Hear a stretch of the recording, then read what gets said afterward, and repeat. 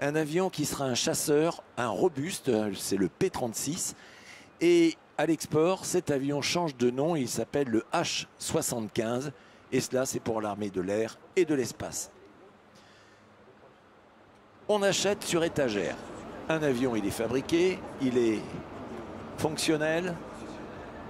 On va donc commander ces avions et on va voir que les problèmes d'industrialisation vont ralentir les livraisons parce que les Américains ont peur par les livraisons étrangères d'avoir à manquer eux aussi d'avions.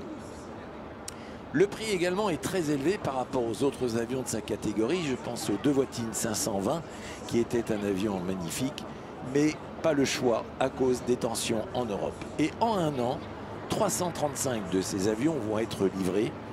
Ce H-75 va être l'un des premiers monoplans modernes, mais comparé aux autres Warbirds, c'est-à-dire aux oiseaux de guerre, eh bien c'est déjà une ancienne génération. Il a un moteur en étoile de 1000 chevaux, il a 14 cylindres, c'est du Pratt & Whitney. Tout cela, c'est un moteur en étoile, d'où cette couronne autour de ce moteur pour un moteur circulaire, si je puis dire. Il n'est pas idéal pour la guerre, mais au moins, on a un avion. On va voler à 490 km/h de vitesse maximum, 4 mitrailleuses, 6 pour les dernières versions. 700 kg d'emport disponible, c'est pas suffisamment, mais les réservoirs ne sont même pas protégés. Et pourtant, on verra que cet avion va gagner de nombreuses batailles. Au décollage, le H-75.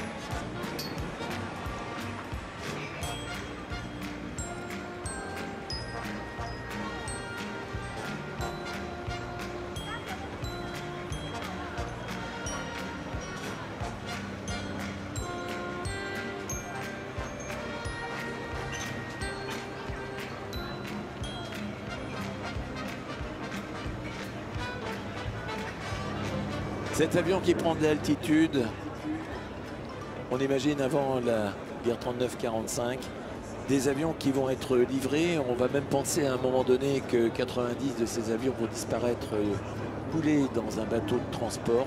On les retrouvera, ils seront en Afrique du Sud, en Afrique tout simplement, pas en Afrique du Sud. On a des performances inférieures aux avions qui sont les Focke-Wulf, les Focke-Wulf 190, les Messerschmitt Bf 109. Et bien malgré tout, on va avoir de nombreuses victoires avec 275 victoires sûres et 96 probables. Pour qu'elles soient sûres, évidemment, les ciné-mitrailleuses doivent avoir enregistré, ou faut-il encore avoir des témoins qui peuvent prouver que l'avion que l'on a tiré était bien abattu. Ces avions, ils vont être récupérés par les Allemands et ils vont être utilisés contre les Français. Et on va se retrouver avec des Français et des pays annexes de l'Allemagne qui ont été envahis face à face. La guerre se termine, les avions ont été pour une partie détruits, ont été mis au fond des hangars et il y a un homme qui en 1970, il s'appelle Stephen Gray, c'est un Anglais, c'est un homme d'affaires mais il a été également pilote dans la RAF dans une première vie et cet homme va récupérer des épaves pour les remettre en état. Ça s'appelle la Fighter Collection. And the Fighter Collection, c'est en Angleterre, c'est sur un terrain prestigieux qui s'appelle Duxford. Stephen Gray, il a amené son avion à la Ferté-Alais. C'est chez un autre collectionneur auquel on rend hommage, Jeannot. Cet homme qui a suivi ce que son père avait débuté pour collectionner ses avions. Et puis, l'un des petits-fils de l'origine de celui qui a créé ce musée, Jean Salis. Eh bien, l'un des petits-fils disait à l'organisateur ici, Mais moi, j'ai un avion, il est au fond du hangar, il appartient à Stephen Gray et je suis autorisé à voler dessus. Et aujourd'hui, cette pièce de collection est unique au monde parce que c'est un avion qui a été récupéré, je vous l'ai dit, en piteux état, refait intégralement.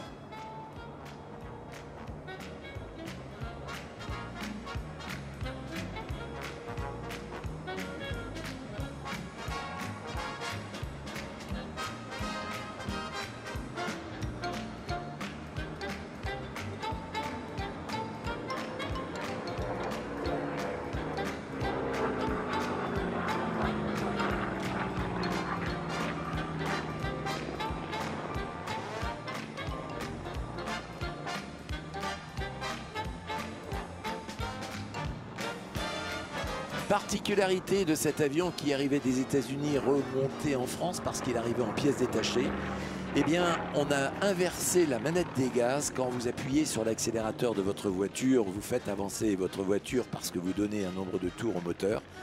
Eh bien dans les avions, à l'époque, c'était la manette des gaz que l'on tirait vers soi pour faire avancer l'avion. C'était anti-ergonomique, d'où l'expression la manette dans la poche, la manette des gaz dans la poche.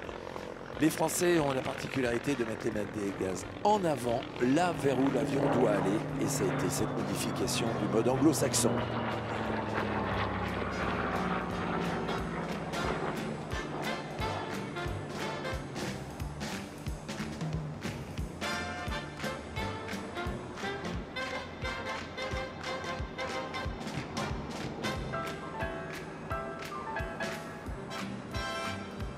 Le pilote, il s'appelle Baptiste Salis. Il pilote tous les avions ou quasiment de sa collection. Une collection qu'il faut absolument que vous alliez voir, c'est à la Ferté-Alais, sur le plateau de Cerny.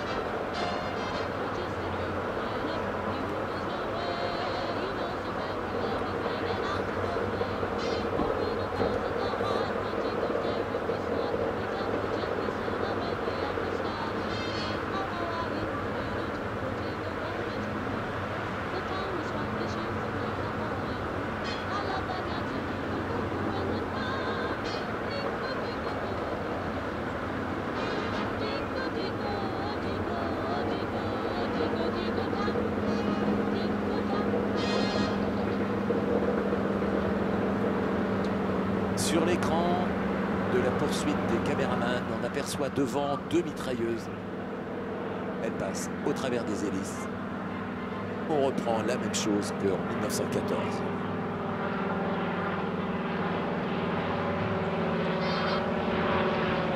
L'atterrissage du H-75. Curtiss. Et on voit le pilote concentré, penché légèrement vers l'avant. Parce que tout à l'heure, quand il va poser son avion, eh bien, il ne verra plus rien devant.